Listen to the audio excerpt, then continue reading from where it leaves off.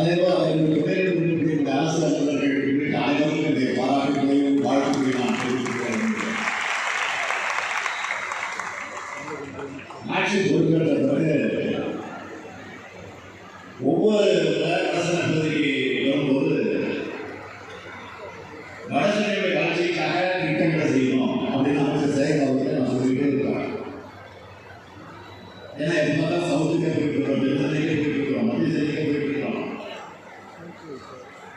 வடசென்னையை நாம் வகையெடுத்துக்கொண்டு அதை வளர்ச்சி திட்டங்களை உருவாக்கணும். அதுக்கு செயல்கள் கொடுப்பதற்கான அறிவிப்பு தான் கடந்த மார்ச் 14ஆம் தேதி ரங்கசாலையில்